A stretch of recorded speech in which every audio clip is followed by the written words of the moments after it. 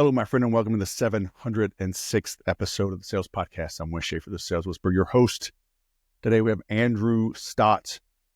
Interesting dude. I was on his podcast a couple of times, and he is out in Thailand. He is a financial analyst. He's got a PhD from China. He owns a coffee business. He has a double your income, your profitability guarantee. So we talked about his profit boot camp. But interesting guy. We got into a lot of topics. And you're going to want to listen to this. We're talking about rehab, addictive personalities, kids, families, living abroad, traveling the world, studying abroad, and sales, marketing, profitability, income. What is more evil than profits? A lot of things. So you're in for a treat. And if you need some help, so stay tuned to this. Linking to his profit bootcamp and his website, his LinkedIn. If you need additional help, if you want some just accountability, if you want to hold yourself accountable for free, join 12 Weeks to Peak. All right, 12weekstopeak.com. That'll take you there. It's a free habit tracker, free group. It's on LinkedIn. So for motivation, accountability, inspiration, ideas. And if you need additional help, check out the Inner Circle. All right. Then, after you do that, come back and finish listening to this episode with Andrew. Andrew Stott, all the way from Bangkok, founder of the Profit Bootcamp. Welcome to the Sales Podcast, man. How the heck are you? Well, I appreciate to be here, and always great to talk to you, Wes. It was good catching up with you. In beautiful Bangkok, by the way. Yeah, thanks for rescheduling. I got a plumber at my house right now. Got a hole in my ceiling in my kitchen. And so we were supposed to do this yesterday. Every 15 years, I have to have a hole in the ceiling in my kitchen. When we went to buy this out, we rented it for a year, and then we bought it on a short sale. And we were closing right around Christmas. We ended up closing, I think, in January of 2011. But there was a leak. And it's so crazy. These are nice homes. These are Pulte homes, right? It's a nice community. It's not a mansion, but it's not low end either. But they had, there's an awning, coming out the back. And where the flashing was, where it met the house, they just did it wrong. So it had just been funneling water for who knows how long. And but it worked out in our favor because, we were trying to close. And we were buying it from the bank, and the bank they were being jerks. And talk about worst investments. This was my best investment ever. But we bought it at the bottom. But man, they played hardball. We're like, dude, there's a hole in our ceiling. Who knows? There's mold. Who knows? We could be dying right now. You should really take our lower offer. Man, they played hardball. But oh well, here we are. Here's an interesting one. I'm 59 and I never owned a house. Oh. Which I'm an advocate. You've lived in Thailand now for 43 years? 32 years. 32 years. I at first, ownership for foreigners is only restricted to condos in Thailand. But the thing that I realize is that there's a flooded market of property here in Thailand, in Bangkok. So people love to buy condos, but the reality is they'll never. You have kind of two ideas. Either I'm going to live there and then later I'm going to sell it, or I'm going to rent it and later I'm going to sell it. So you have, let's just say you're going to rent it and then you're going to sell it. You're overestimating the rental income you're going to get, number one. But number two is the likelihood that you're going to be able to sell it at a higher price 10 years from now. Nope, because the supply will be flooding the market for years to come. And so, that whole assumption, and that's what we get in the stock market, right, is that we hope we get a dividend and we can sell at a higher price. But in the market, so it really depends, of course, on the market. Plus, there's no tax incentives, of any amount in Thailand for home ownership like there is for the U.S. So it just doesn't make as much sense. So also with the flood of market, that also drives down the rental price. So, Gotcha. Yeah, it's well, who's building there? Is it Americans? Is it international? Are they locals? Yeah, it's mainly locals. I mean, they've got great property companies that, originally when I moved here, the property companies were focused on buying huge tracts of land and building single detached houses or very low end apartments and condos. But then over the last 20 years, it's really been mid-market and some great developers that, build great houses, great low-rise condos, high-rise condos. And they're, many of them are listed in the stock market here in Thailand. Thailand, I worked in the Thai stock market pretty much all my life since I was 27 or 28. And so 1993. And the property sector, is really a quality sector, and there are great engineers and builders behind them, and architects. So there's a lot to be said for the quality of what they're doing in the property sector here. It's just a volume. Do they try to like take advantage of foreigners, or is it like very super low price, super affordable? I would say I think a non-Thai coming to Thailand will get a pretty fair shake. The competition is good. Thai people it's not built on a system of just constantly trying to rip the next guy off. And so many, and they welcome investment in condos for foreigners. So in other words, if you find a nice condo in Thailand, it's going to cost you minimum $500,000, but in Bangkok, let's say. But if you find that nice condo that you say, I want to retire here or something like that, you're not going to have any trouble buying it, and you're not going to have any trouble owning it and taking care of it. And, foreigners can own up to 49% of condo building units. Mm-hmm. And that's how, foreigners can own in Thailand. You're in a house that you've just chose to rent all along, just because your lifestyle? The costs. I mean, one of the things I wrote a book years ago called How to Start Building Your Wealth Investing in the Stock Market. In that book, I talked about the importance of living deeply below your means if you want to, really build wealth. And particularly at a young age, the gap between what you earn and what you spend is the most critical thing. Some people say you could have worked on Wall Street in New York and made, $5 million a year. Well, I also probably would have spent $4 million or 4.5 or. And so and you would have developed a cocaine habit and died of a heart attack at 32. Yeah. But anyway. Exactly. And here in Thailand, people are nice. The environment's nice. It's actually an interesting case study for sales because, one of the things you learn when you run business in Thailand is that Thais are not incentivized in the same way. And they're not what they want out of a job is very different from what Americans want. And so just the idea of providing some sort of incentive to a sales force doesn't necessarily work, and so you have to be much more creative. Interesting. So we got a few things to talk about. You are a man of many talents. You own, I don't want to get too far off track, but you've got a coffee business we talked about before. So you've had that for 30? Yep. Plus 30 years, right? It's our 30th anniversary here in 2025. So yes, my best friend Dale came to Thailand to see me in 1995, and we set that business up called Coffee Works. And so we've been growing that for years. He's been doing that while I was building a career as a financial analyst.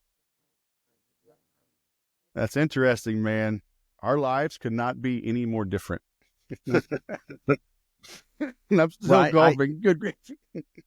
I was living in Los Angeles when I graduated from University, Cal State Long Beach, and I went to work for Pepsi. And then every night I worked on my MBA at night time, but generally I just went home and, fiddled around and stuff. I didn't really have some big ambition to do a lot of different business and a lot of different things. But when I came to Thailand, it was like, oh my God, there's so much opportunity, in this part of the world, in Asia, and particularly in Bangkok. I just found that, I could be busy with all kinds of amazing things, making money and, bringing value. So I hit the ground running in 1992 when I moved to Thailand, and I just never stopped because it's just so much great opportunity. What brought you out to Thailand in the first place? Well, they say that people come to Thailand, men in particular, for religion, Buddhism, for drugs, or women. And I'm not particularly religious, and I don't do drugs. So the most amazing women. No, That's a joke. But I came to Thailand really because I just Hey, thought, yeah, they are I thought, beautiful. Hey, if you're in your 20s, can't deny that. Can't deny that. I But visited. I spent a week in Phuket and loved it. yeah, in fact, Thailand's got amazing women. I was the president of CFA Society Thailand and for chartered financial analysts.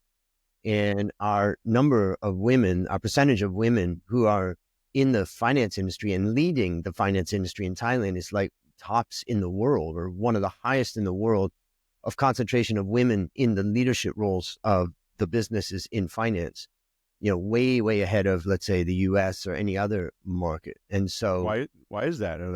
They have theories? I think that, first of all, like everywhere in Asia and like America, maybe 100 years ago, every business is a family business. And when you have family business, basically your only option is for your kids to take it over. That's the typical thing. And if we say the probability of you getting a daughter or a son, it's about 50-50. There's less, I would say that the Chinese culture is more built around the man, being the leader. But Thailand, there's just less of that. There just wasn't so much of an issue. And so therefore, it was no problem for many of these companies to turn their businesses over to their daughters, who then set great examples, and ran the business as well. And then I think that just snowballed. So I think that's one of the things about it, but it's fascinating. So I had bosses, female, probably more female than male bosses throughout my career in finance, which was a 20-year career in investment banking. So it's fascinating. So did you move out? You were with Citigroup. Like, I'm looking through your LinkedIn, but that was 2006. So did you left Pepsi, like got into finance, and did they move you out there, or did you move out there and then find a job while you were there? I was a young guy in Pepsi, and I had worked there 3 years. They had sent me to some seminars with a guy named Dr. Deming. And Dr. Deming, I wrote a Edward book Deming? about, yeah, Dr. W. Edwards Deming. I wrote a book about that I've called got it. Out of the chaos, out of the crisis. Out of the Crisis. Yeah. Yep. So Out of the Crisis You is worked a with book. them? So what I did is I went to his seminars when I worked for Pepsi. And so that got me started in statistics and understanding quality. And, those seminars blew my mind. I was 24 years old.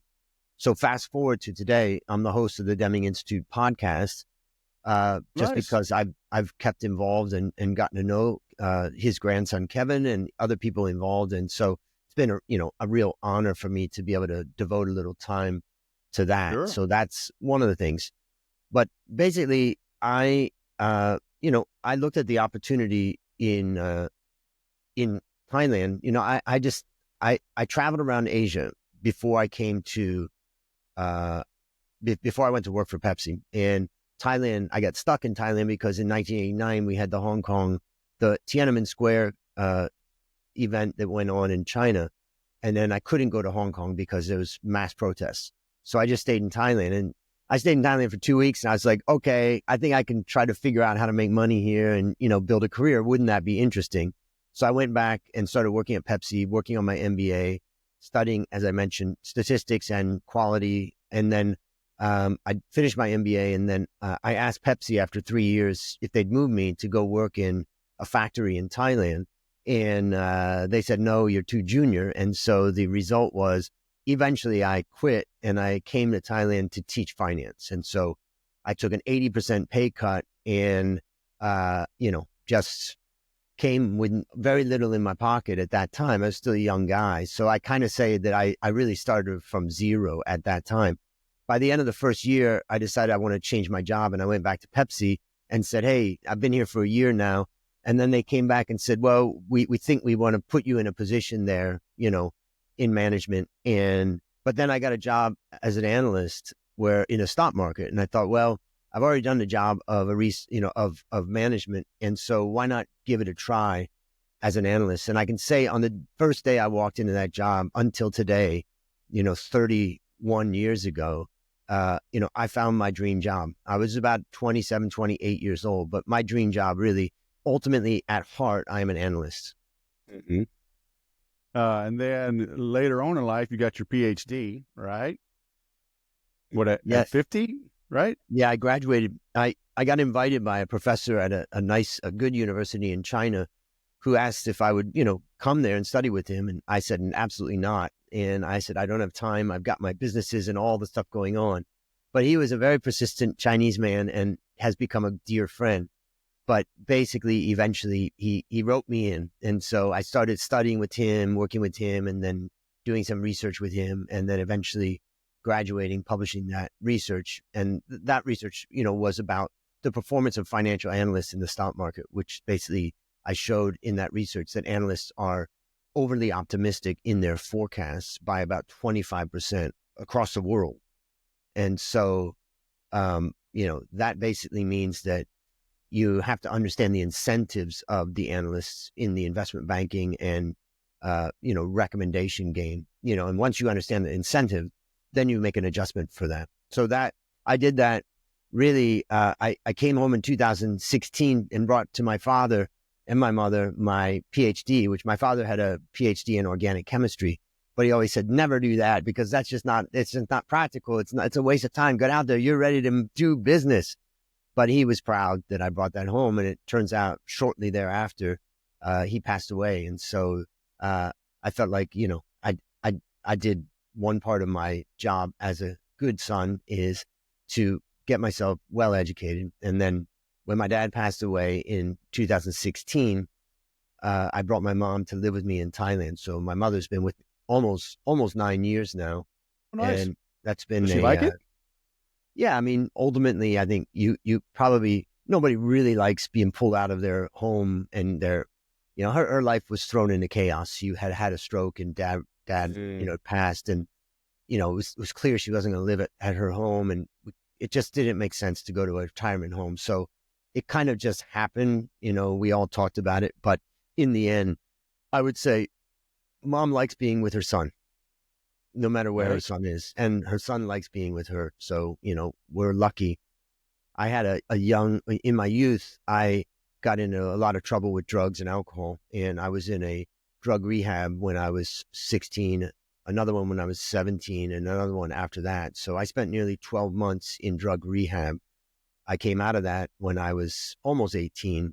And I've been clean and sober since, haven't had any alcohol or drugs now for more than 40 years. So yeah, so my parents kind of stood by me. And I recently wrote the story of my youth, and I haven't published it yet, but it's a hard thing to publish because, it's hard to feel confident about what you're writing. I mean, I can feel confident about my stories and stuff, but it doesn't really matter. But if I was to have one lesson come out of all of that to particularly parents of kids that are having trouble with drugs and alcohol, is just never give up. And, and yes, sometimes you have to be tough. Sometimes you have to be soft. Sometimes you have to, there's different things that you got to do, but never give up, because I was a lost cause. In fact, in one of my courses, I showed my students on the first day that my GPA was 2.6 when I was in high school. And I later went on to become a 4.0 student at university. And, things can change, and never give up on change, on the ability to change. Yeah, I helped my brother-in-law get clean, in his late 30s. Do you think it was easier to get clean being young? Like I don't know a lot about it. In my mind, I'm thinking you're younger, maybe like you're not quite as addicted, like maybe as older, he had gone through this for 20 years and had to beat it. It was alcohol. Were you maybe like stubborn and rebelling versus addicted as much? Do you understand what I'm saying? Or is it? Yeah, I mean, I think in my case, and I can't speak for anyone else, but in my case, I had an addictive personality, and I still have the same personality. It's just that I just learned that adding drugs and alcohol to it just sets off a bonfire. But in that case, it's impossible that you could have a high volume of alcohol and drugs by the time you're 17. But it's what happened to you when you use it. People say, well, I drink a lot, but I'm not an alcoholic. And I said, well, that's great. You it's not how much you drink, it's what's happening to your life. And my life was collapsing at that young age. Now, in those days, we're talking about 1989, or sorry, not 1989, 1982. In those days, parents were being taught about the concept of raising the bottom, where you let your child face the consequences. And when they feel the pain of the consequences, because ultimately, nobody can make another person stop. They got to really want it. So I remember I went to a 12-step meeting, and I grew up near Akron, Ohio, which is where the founding of Alcoholics Anonymous was. And so I went to a meeting, and a guy said something that was, traditionally said, which is, I spilt more alcohol on my necktie than you drank in your life. And I said, what's your point? I don't get it. Are you proud about that? You destroyed your family, you destroyed everything in your life, your career, your education. And I ended up deciding that I wasn't going to do that at a young age. I think that the wreckage of our past, of an alcoholic or a drug addict, we accumulate wreckage. And the more wreckage that you accumulate, the harder it is to stop it, and then also to go back and face it and fix it. And so I think that's the advantage of, of getting clean when you're young. Yeah. Yeah, I don't know a lot about it either, but it's like part of me thinks we all have addictive personalities, but it's like, but what do you get addicted to? Like, I feel like I'm addicted to early on. Like, my dad bought me golf lessons for my 23rd birthday, and I was like, "Do you love me or hate me?" Because I was hooked, and man, I went all in. I golfed a lot. Now I found jujitsu at almost 47. I mean, I go 6 days a week.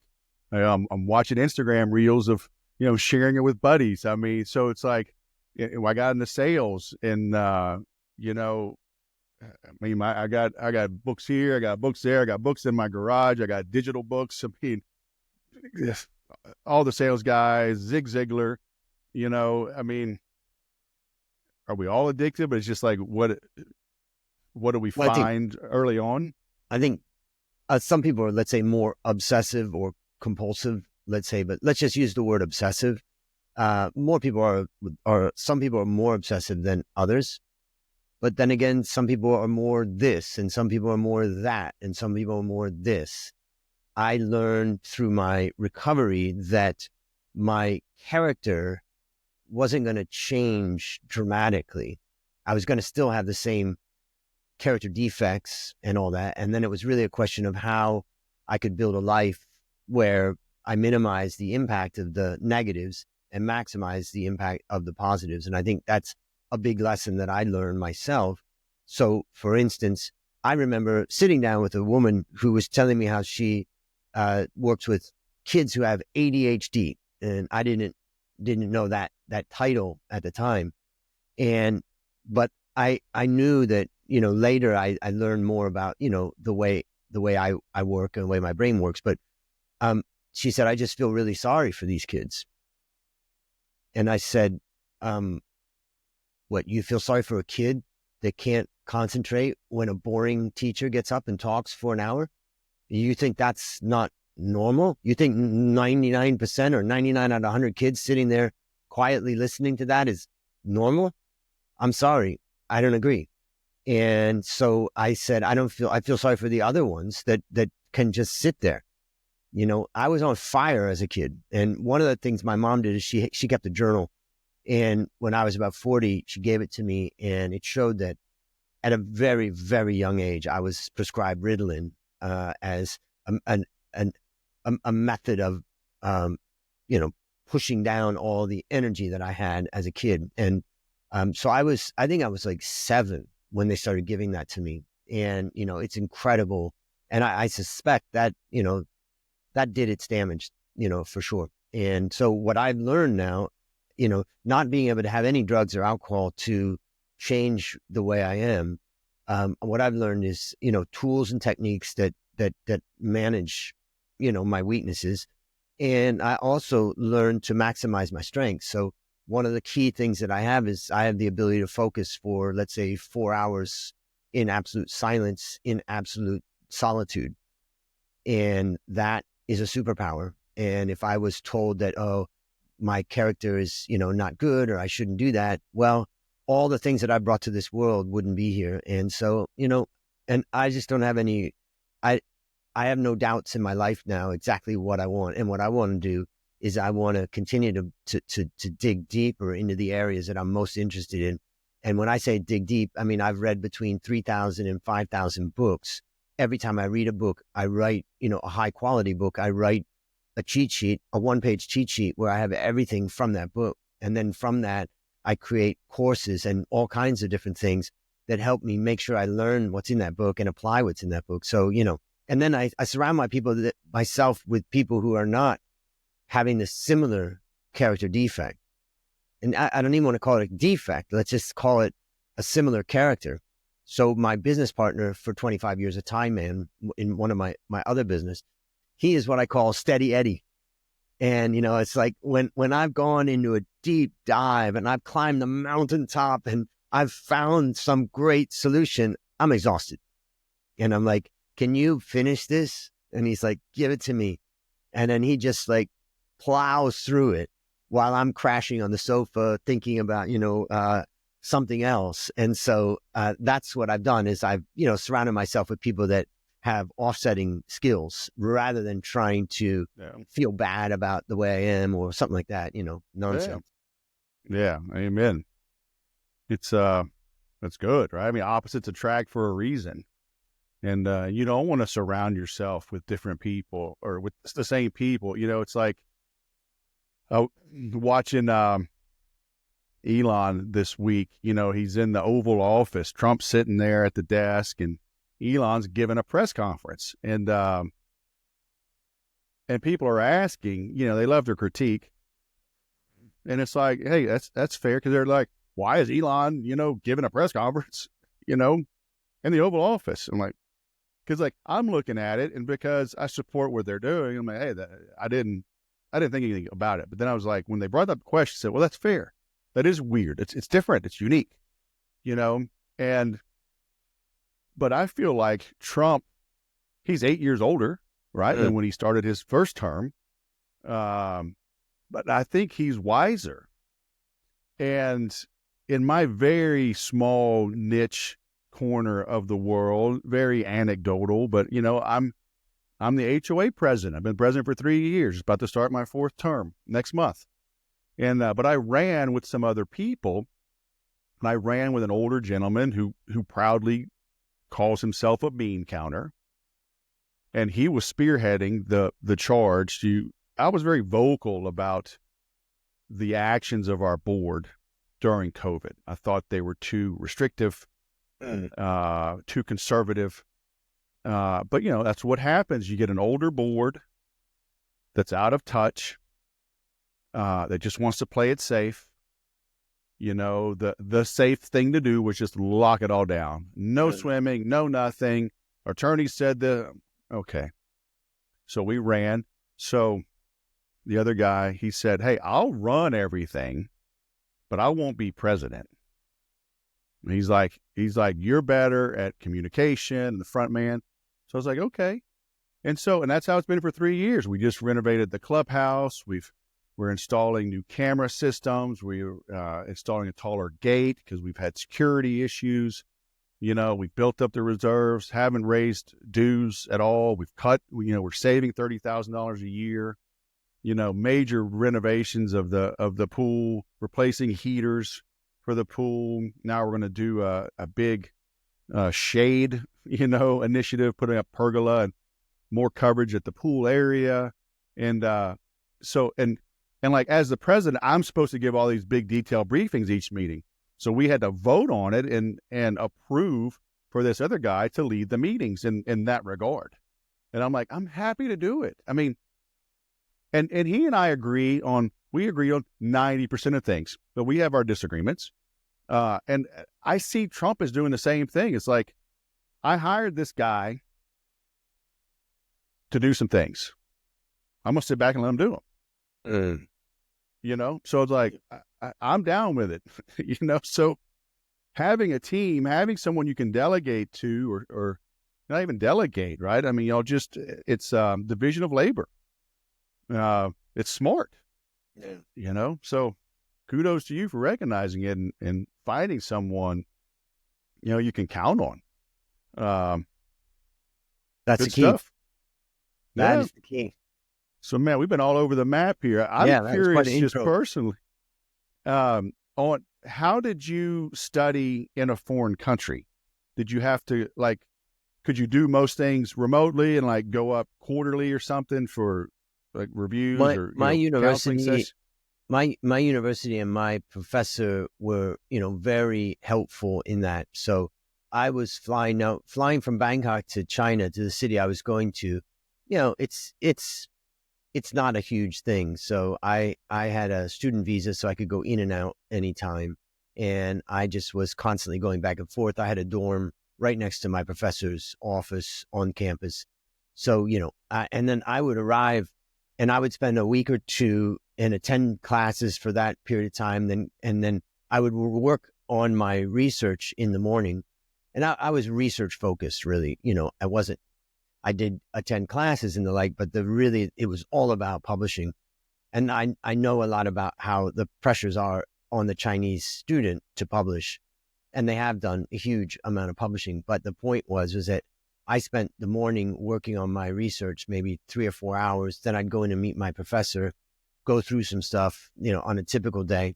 And then after that, I would go back to my room and I would run my businesses back in Thailand from my room, go through everything, and then, walk around campus, enjoy the life, and then go back to bed. And then I would be going back and forth and attending classes and the like, in that manner. So I had 2 businesses going on in Thailand, and I was president of CFA Society for Chartered Financial Analysts.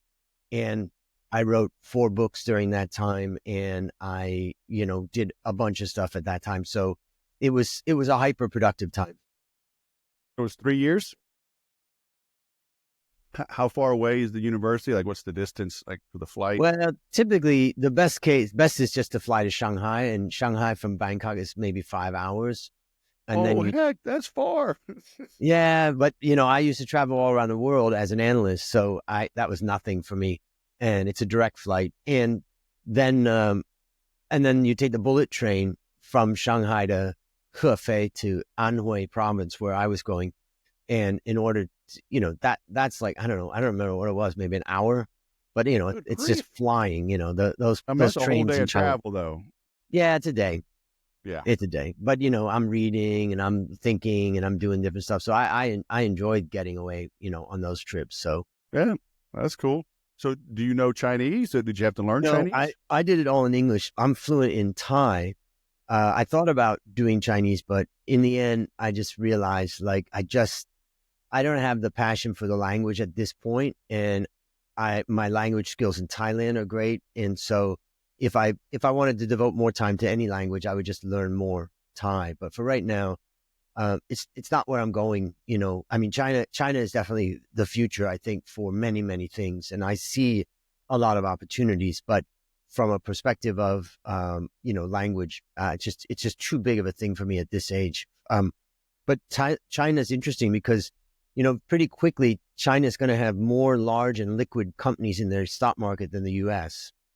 And the stock market in the U.S. has been in massive decline as far as the number of companies listed on it. And the Chinese market has huge and very liquid companies outside of the big ones that people see. There's, 3,500 or so that are investable. And there's some reasons why China is a highly liquid market compared to U.S. and other markets. And it was really because the many of the companies were state-owned. And when the state divested, they divested, 50%, sometimes more. So all of a sudden, there was a huge amount of trading that was able to happen in 50% of the shares versus a family that may just put 10% of the shares of their company on the stock market. And so there's very little trading volume. So China, for those people that, are doing today or want to do today what I did 30 years ago as a financial analyst, I would say China is number 1 destination. Japan, probably number 2 for stock picking because of the number of large and liquid stocks. And then Thailand within Southeast Asia, even all the way to India. Thailand has more large and liquid stocks in the Thai stock market than most markets around Asia, outside of China, Korea, and Japan and Taiwan. Those guys have a huge number of companies listed, but Thailand does really well when compared to other countries in, Southeast Asia for sure. So how'd you take the classes? Were they, I mean, I got to imagine he's teaching in Chinese, or was it taught in English? They had because they had English students there, and they had an English program which I went through. Now that program was both PhD students, master's degrees, master's students, and so they had everything set up, and still, take a lot of foreign students. They welcome foreign students. So that's called the University of Science and Technology of China, which is one of their leading, particularly technology universities. So yeah, there's opportunities there. What would it be equivalent to? Would it be like an MIT or Georgia Tech? It would be like No. MIT. Oh, wow. Okay. Yeah. Nice. Yeah. And it was a university, one of the top universities that's science-based, and they moved it kind of, it's like it was, imagine that we had an amazing tech university in Washington, D.C., and they decided to move it to Cleveland, Ohio, because they were afraid it would get bombed by the Russians when, the U.S. was in the Cold War. So part of what they did, because there was a lot of research going on at this, they moved this one kind of inland. So yeah, it probably doesn't matter. We all have so many bombs; they just redirect one right over there. Exactly. Nowadays, unfortunately. So, again, totally unrelated, but I'm interested. Like, is China really our enemy, or like the politicians just say that just so we can have an enemy and they can justify spending money on defense? Well, I think that, asking me that question, you got to take it in context. I haven't been in the U.S. for 32 years. I've lived in Asia. I understand Asia pretty well. And with my time in China, I think I understand China reasonably well. I would say there's many people that are much more sophisticated in their understanding of China than me, but I have a pretty good understanding. And my answer to that is China is definitely not an enemy and never wants to be an enemy of the U.S. And I would say, as I've seen traveling around the world, it's politicians that create war. People don't want war. Even when you look at people who live in villages where they don't like each other, they have battles and they have fights, and usually they're territorial, just like dogs. When I look at dogs, it's not like dogs fight all the time. They institute their dominance for a moment in time, but they're not wanting to fight. And so I would say that China, one of the things they came up with from the Clinton administration a long time ago, and then under Secretary of State Clinton, was the TPP, the Trans-Pacific Partnership. And it was a trading partnership between the U.S. and the Pacific countries. And they purposely excluded China. And I thought, this is your number one trading partner. And they do not want to be an enemy, And to answer that very simply, as I said, there's more sophisticated people than me on understanding China. And I'm not justifying, there's bad elements in China, but there's bad elements in the U.S. also. But I think that if the U.S. just focused on, let's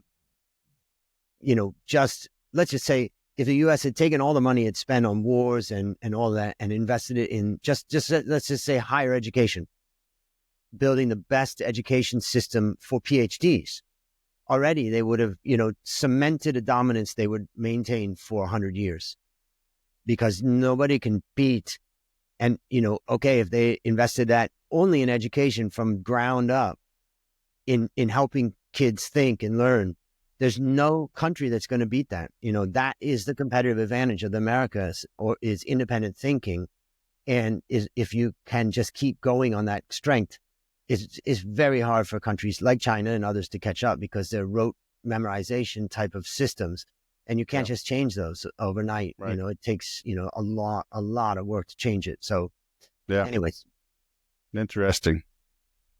So now you're helping businesses with their profits. Yeah.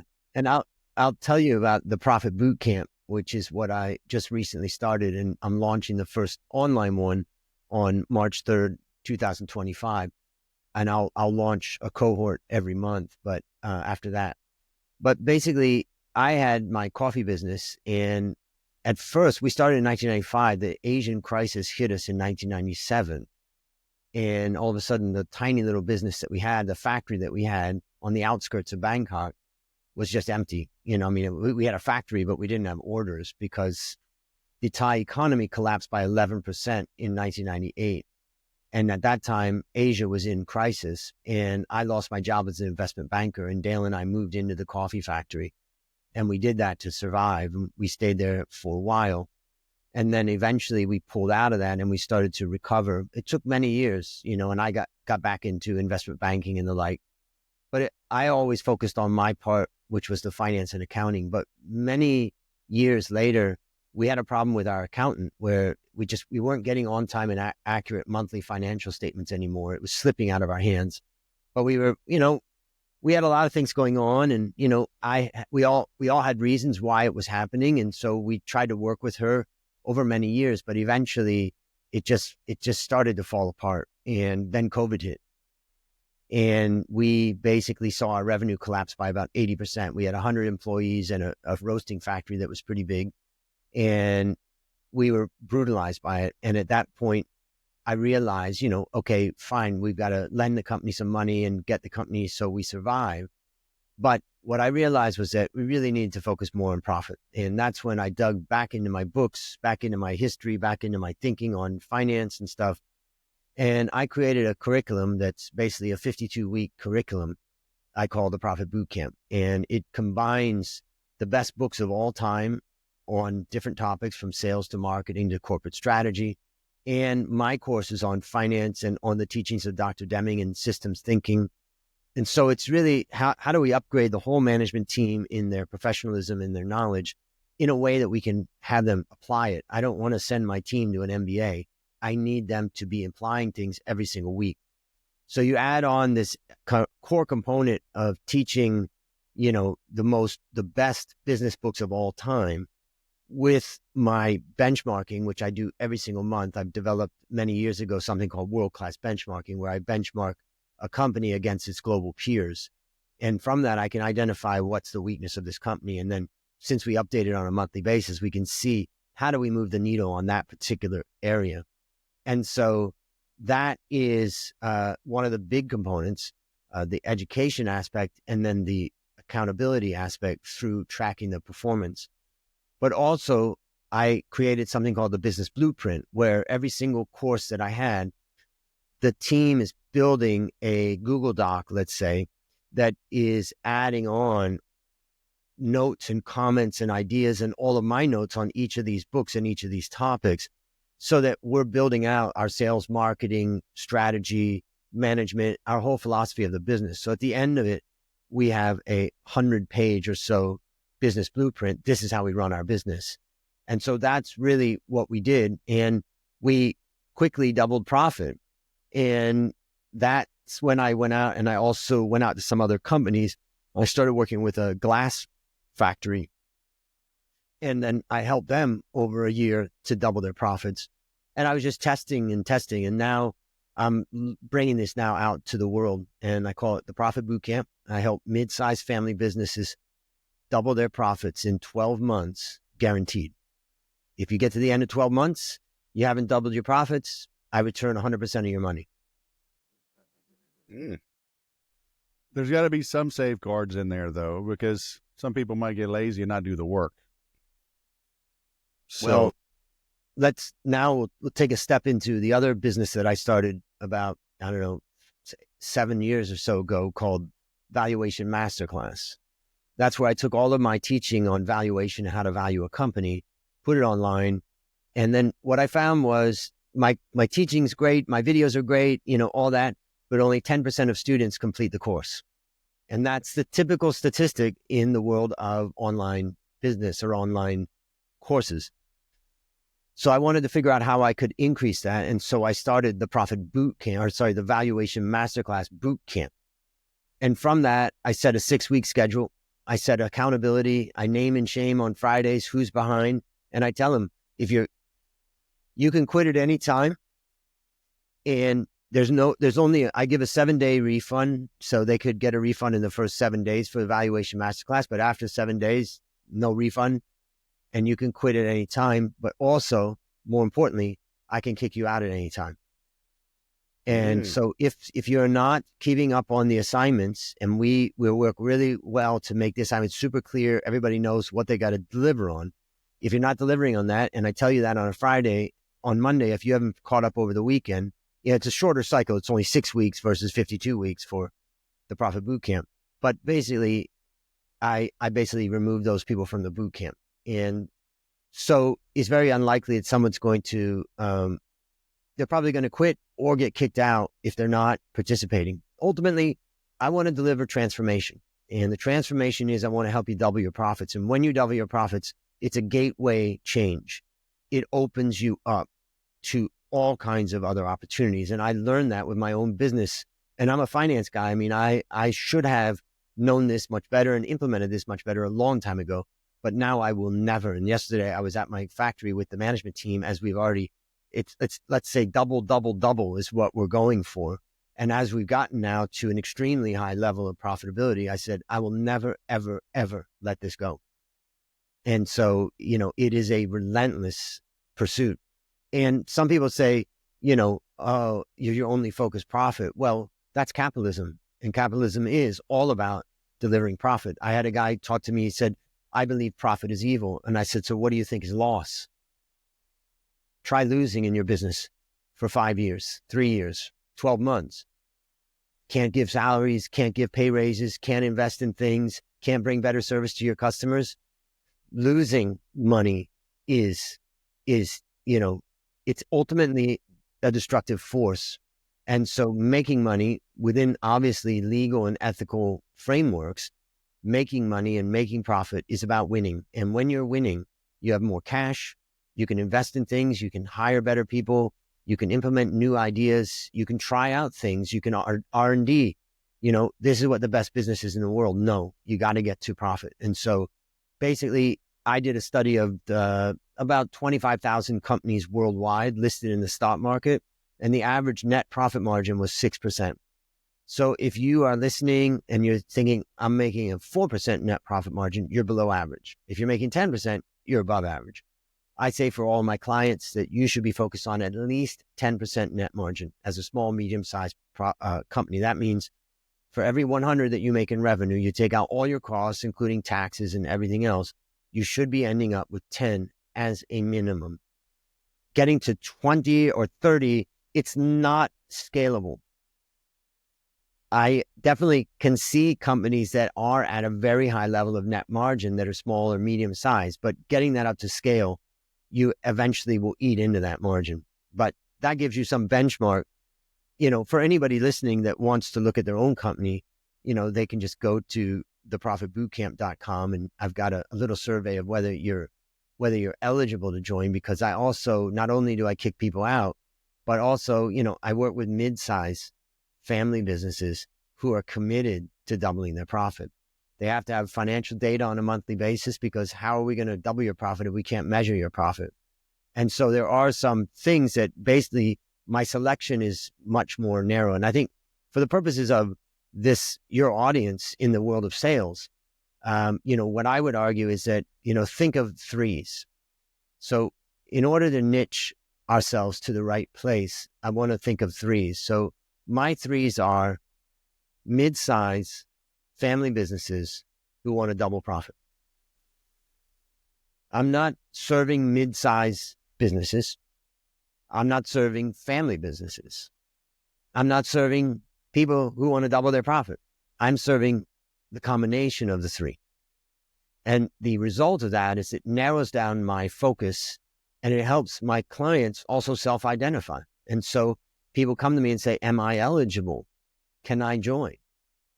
And that's ultimately what makes sales, so much easier. And I think one of the problems that we have is that we're constantly blasting out there, hey, everybody, look at what I got. Look at everything I've got. Well, no, that doesn't work. And that's one of the lessons I learned from, years of experience, but also from reading the best books, writing the courses on it.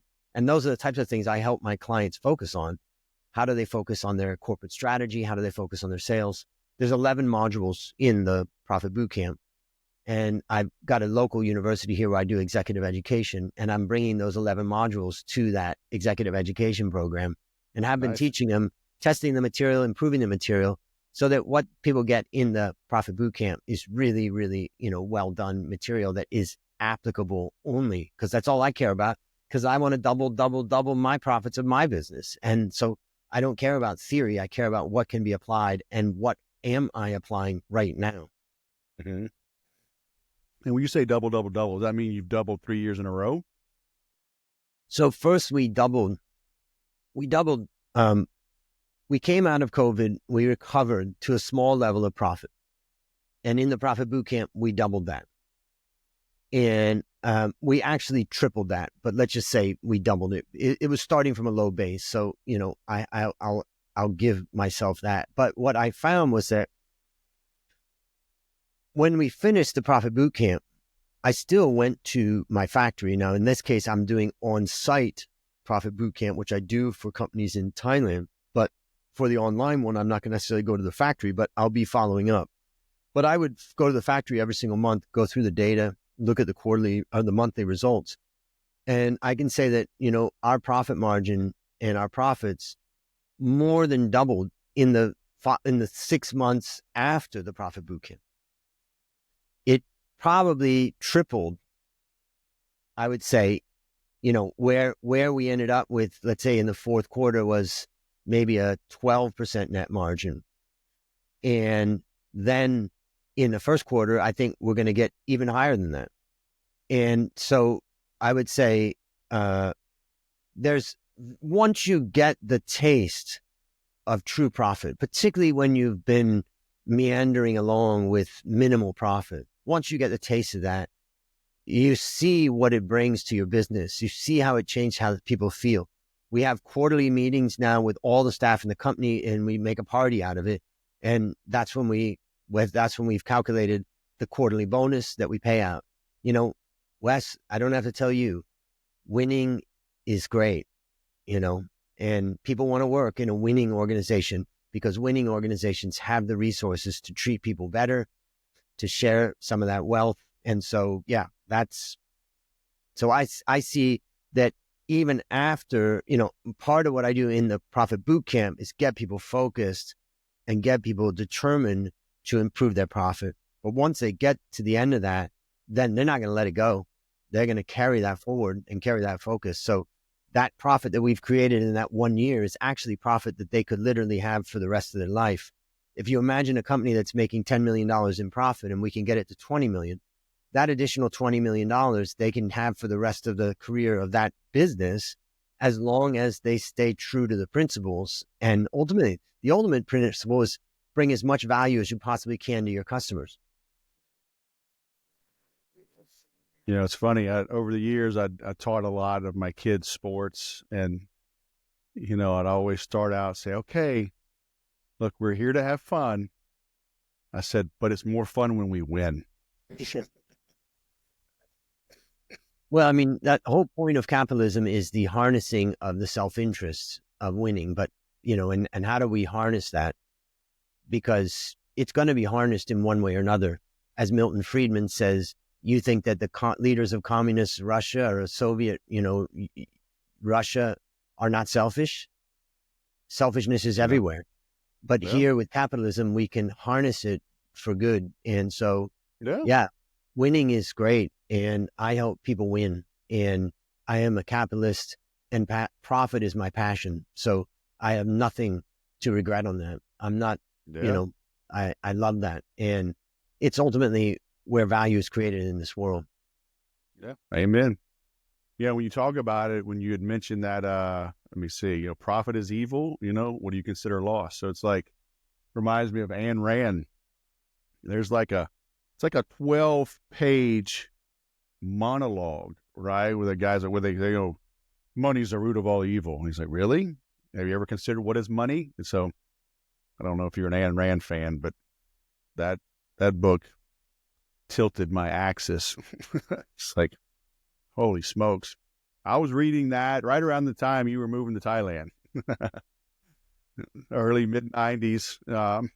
It took me 3 times to get through it. Like, it was slow in the beginning. I was like, what is happening?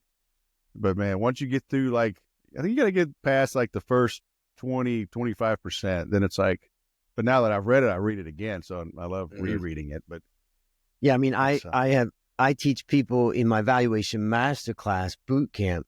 I teach young people how to become financial analysts. And last night was graduation of our 19th group. And what I give my last lecture to them. And in my last lecture, I talk to them about what it means to be a financial analyst, that we're searching for the truth. And you can't have stupid ideas because you're going to put money behind them and it's going to get taken from you. And if that's your client's money, it's even worse. So you really have to apply logic and reason, as best that you can. I would say the stock market is a real place where, if you bring dumb ideas to it, people will take your money away very, very quickly. But at the end of that lecture, I tell them, from now on, you can be a financial analyst, whether that's your job or not, and search for truth. And ultimately, a financial analyst is on the cutting edge of capitalism. And that is the cutting edge of capitalism we are the lubricant in the allocation of capital. And when a good financial analyst finds a good opportunity where they're making excess returns, they encourage money to go into that. When financial analysts are doing the right thing and the job well done, they're encouraging funds to go into places where they are creating value for their customer.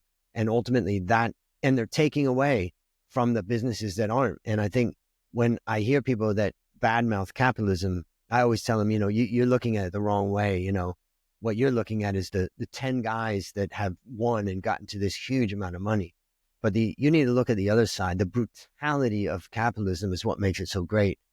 Take a look at the 1 million people this year that started a business in 2024. Let's just take 1 million people who started a business and were crushed out of business by Mr. Market because they didn't bring value to the customer.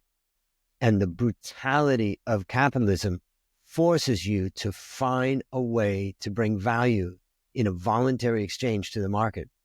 And you can't tell me, that is one of the most glorious and painful things, is pivoting to try to find out where you bring the best value to the market. And that's part of what I try to help people recognize, is that that's really all that matters when it comes to doubling our profit, is figuring out how do we cut the cost on things that aren't bringing value and double down on our energy on the things that are bringing value to the customer through a voluntary exchange. There's just nothing more glorious than that. Yeah. Amen. That's why I love sales, because I think at the core of everything is sales, because even that analyst must sell their ideas. They must sell themselves at their right. Because like you're saying, they overestimate by 25%. So if I'm looking around, I'm like, why do I hire you?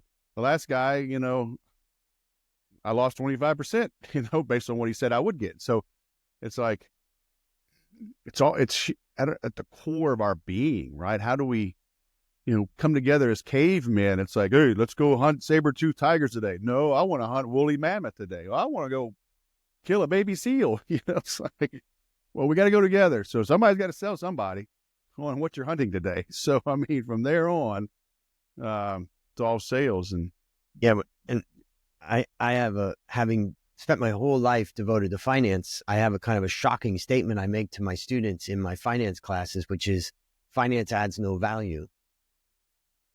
And I think for a young person studying finance, that's a bit of a shocking thing to hear. But the point that I'm making here is that what adds value is the products and services that you develop and bring to the market. That's where value is created. And that you've got to develop the product and you've got to bring it to the market. And this is where Peter Drucker says there's only 2 really core functions of a business: innovation and marketing. And you can include marketing and sales in there.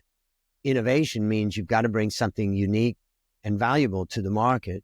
And marketing means you've got to figure out how to bring it to the market. And those are the 2 core functions. And finance is a supporting function. Finance is a mirror. And that's the way I use it in the Profit Bootcamp. Most people aren't looking in the mirror. right? Particularly when things get bad. They're not looking at their finances every single day, thinking about, okay, how do we fix this? And what I do is bring an intense focus on that so that once we've got that, we can get ourselves right on how we're bringing value to the customer. Yeah, my old sales mentor, he would say people don't do business with you for one of two reasons. They haven't heard of you or they have.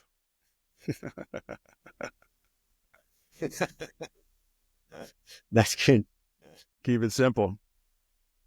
Well, cool, man. It's your Saturday morning. It's but theprofitbootcamp.com. So that'll be live when we go live with this, which will just be in a week or so. I'm linking out to you as well on LinkedIn, Andrew Stotts. And yeah, I love the threes.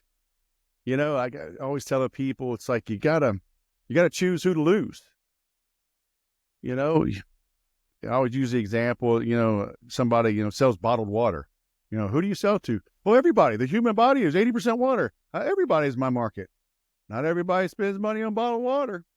You know, so you better figure it out. So I like that. Yep. Well, the key is focus, you know, and for those people that are watching or listening that want to double the profits of their business, you know, go to theprofitbootcamp.com. I've got a link on there. You just click it. I'm going to ask you a few questions. You don't have to reveal your company name or your, you know, details. You know, you can even put in fictitious details if you want to just go through, you know, details about yourself and stuff, but go through and honestly answer the questions. And if you get to that end of that and you're suitable, then let's do a call. If you're not suitable, you can still reach out to me. I'll give you my email that you can reply to and ask, what do I need to do to get in? And for those people that just want to talk about any other topic related to, you know, their profit or investing, just reach me on LinkedIn, Andrew Stotts. Very cool. All right. Many talents. Never stop. Your part Cliff Notes, part coffee mogul, part Peter Drucker. Golly, what else? Part professor. Yes, part recovering alcoholic. Hey, there you go. You got that too. Well, cool, man. It was good catching up with you. Yep. And, great to talk. Good to see you. Have a great day. All right, you too. Told you, interesting dude. A lot of topics. You know, we did not talk about. I was going to get into my story about being a talkative, hyper kid. It was way back like fourth grade. I still remember. My mom brings it up, but you know, I had good grades. But you know, the report, the comment from the teacher was that I was chatty. Right. Then at the end of the day, I was smart. I would finish my homework. I'd finish my little quizzes, little tests. Then I'd be yapping with everybody because I was done. I was bored. You know, they weren't challenging me. I just thank God I didn't get put on Ritalin or whatever else. So we can go down a rabbit hole on that. ADHD, whatever they want to call it, could be a superpower. All right. So embrace your curiosity, embrace your energy, embrace your optimism. All right. It's all right. It's okay. It's okay to have that. But a lot of good stuff here, right? Talking about how he's growing his business. Check out W. Edward Deming. You know, I mentioned it, but Out of the Crisis. Interesting guy on systems and processes.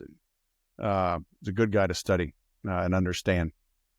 I love learning about China and his take on them. Pay attention to China, obviously. You know, expand your horizons. There's more of this world than just the U.S. So there could be opportunity out there, you know, if that's in your wheelhouse. Don't go there if it's not. But there's a lot of stuff out there. It's a big world. And I loved his approach. I don't think China is the enemy, just like I don't think, you know, the Soviet Union back in the day was. Yeah, we had to keep them in check, keep them at bay, but, you know, just wait them out. Communism is going to fail. But our politicians love to have an enemy. It gets them donations and power. And the military industrial complex is real as well. But I kind of digress. If you want to read a good book on that in the military, where is it? About Face, Colonel David H. Hackworth. Big book.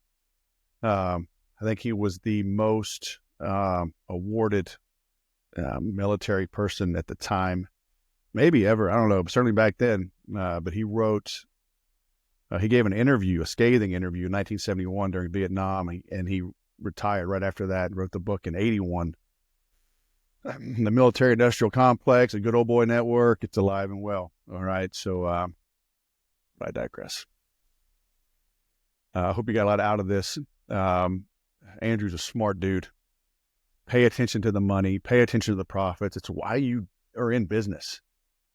Okay. If you don't know how to sell on value, if you don't know how to raise your prices, if you are getting tough negotiations from prospects, if you're giving very detailed proposals and they ghost on you, if you give a detailed proposal and they drive a hard bargain, sharpen your pencil, you throw in the form right in the kitchen sink and they still ghost on you. Maybe even worse, you land those deals. Now you got terrible customers. If that's happening to you, if you don't know how to price your services, you don't know how to price your products, if you don't know how to negotiate comfortably, if you're not confident in how to handle those types of situations, give me a call. It's what I do. Okay. You can participate in the inner circle. You can join weekly. You can join quarterly. Super affordable. I can help you. You can join 12 Weeks to Peak. It's free. But then I also have a private consulting program that I take you through personally, one-on-one in the 12 Weeks to Peak. And we cover sales, marketing, self-discipline, the 4 key things in life, right? Faith, family, fitness, and finance. So let me help you in that regard, okay? If you're having issues around sales, marketing, negotiation, making money. Because money is not the root of all evil. The love of money is the root of all evil. Okay? Money is just a convenient medium of exchange. And your bank account is an indicator of the value you're bringing to the world or not. Tough to say, but it is the truth. All right, and you know it. So, hey, if I can help, hit me up. Thanks for watching. I'll go sell something.